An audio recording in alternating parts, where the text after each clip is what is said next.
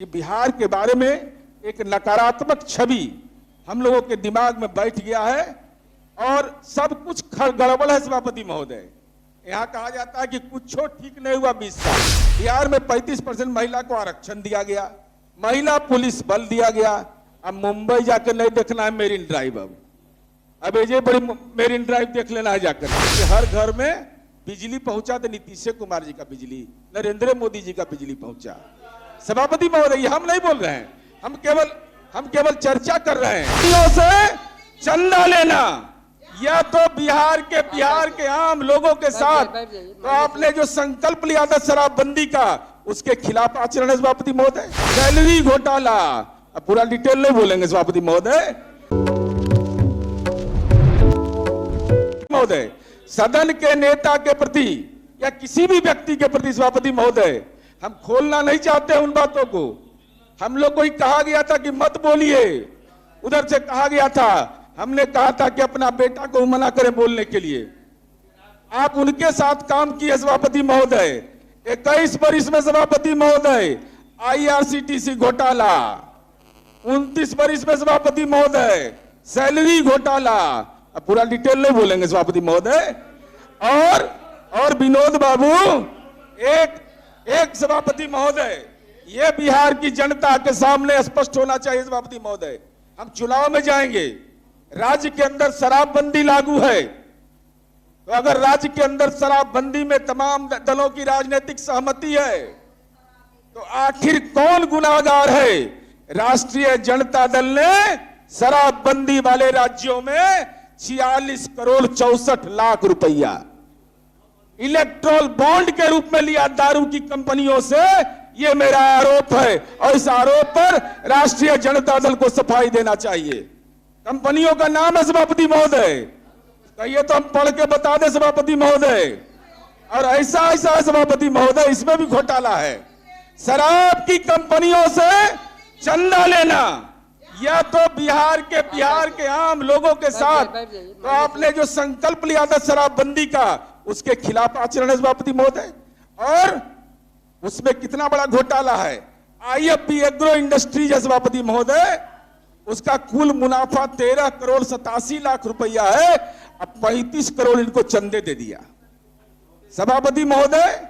और अंतिम में सभापति महोदय, मैं इस बात की चर्चा, चूंकि हमारे बड़े भाई उन्होंने किया, एक बात की चर्चा सदन को जानकारी रखनी चाहिए और सदन के माननीय सदस्यों के लिए गौरव का विषय है, क्योंकि हम लोग जाति या धर्म के चश्मा से निकलते ही नहीं है।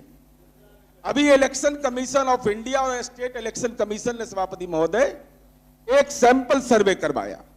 बिहार के लिए क्या गौरव की बात है सभापति महोदय कि जो वोटिंग देने का ट्रेंड, हमारा वोट करने का ट्रेंड है सभापति महोदय, बिहार में 4.2 सभापति महोदय मात्र लोग जाति के आधार पर वोट करते हैं, 4.2, और धर्म के आधार पर सभापति महोदय 1.1। नेशनल स्तर पर सभापति महोदय देखिएगा तो जाति के आधार पर 3.1 और धर्म के आधार पर 1.9। लेकिन हम लोग, अपना बिहार के लोग हैं, अपनी छवि खुद खराब करते हैं। ये केवल जातिवाद है बिहार में, धार्मिक सद्भाव नहीं है, बिगड़ा हुआ है नहीं है। ये हमारा डाटा नहीं है सभापति महोदय। तो आखिर वोट किसकी मदद से करते हैं सभापति महोदय? यह एक राजनीतिक कार्यकर्ता को समझना बहुत जरूरी है सभापति महोदय। बिहार का चुनाव आयोग कहता है कि 41.4% लोग परिवार की पसंद से वोट करते हैं। मेरे परिवार में हमारा जो मुखिया है उसकी पसंद से वोट करते हैं। 40.3% लोग कैंडिडेट को देखकर वोट डालते हैं सभापति महोदय। और जो राष्ट्रीय स्तर पर यह आंकड़ा है 49.5% परिवार की पसंद से 35.6 लोग उम्मीदवार देख करके वोट करते हैं सभापति महोदय। गोवा में, जो गोवा को कहा जाता है कि टूरिज्म का बड़ा सेंटर है, हम लोग 4.2 पर हैं। गोवा जैसा राज्य सभापति महोदय जाति के आधार पर 4% वोट करता है, धर्म के आधार पर 6% वोट करता है, और बिहार 4.2 जाति के नाम पर और धर्म के नाम पर 1.1। तो हम समझते हैं कि बिहार के लिए गौरव का विषय है कि ऐसे विषय पर हम समाज के अंदर विकास का मॉडल को पकड़ते हैं सभापति महोदय। और यह हम इसलिए इस बात की चर्चा कर रहे हैं कि बिहार के बारे में एक नकारात्मक छवि हम लोगों के दिमाग में बैठ गया है और सब कुछ गड़बड़ है सभापति महोदय। यहाँ कहा जाता है कि कुछ ठीक नहीं हुआ 20 साल में, हालांकि हर घर में बिजली पहुंचा तो नीतीश कुमार जी का बिजली, नरेंद्र मोदी जी का बिजली पहुंचा। सभापति महोदय हम नहीं बोल रहे हैं, हम केवल चर्चा कर रहे हैं। ये हमारा नहीं है सभापति महोदय, एजुकेशन वर्ल्ड रैंकिंग 2024 उसके अंदर सभापति महोदय सिमुलतल्ला आवासीय विद्यालय बिहार चौथे नंबर पर देश के अंदर है। देश के अंदर में सिमुलतल्ला स्कूल हमारा चौथे स्टेज पर है। ये हम नहीं कह रहे, ये एजुकेशन वर्ल्ड रैंकिंग 2024 की रिपोर्ट। जवाहर नवोदय विद्यालय समस्तीपुर पहली बार रैंकिंग में यह शामिल हुआ सभापति महोदय। इसके अलावा नोट्रे डेम एकेडमी सभापति महोदय 12वें स्थान पर है। आचार्य सुदर्शन कृष्ण निकेतन 15वें स्थान पर है। कार्मेल हाई स्कूल पटना 16वें स्थान पर है। इंदिरापुरम पब्लिक स्कूल गर्ल्स 22वें स्थान पर है और डीपीएस पटना 59वें स्थान पर है।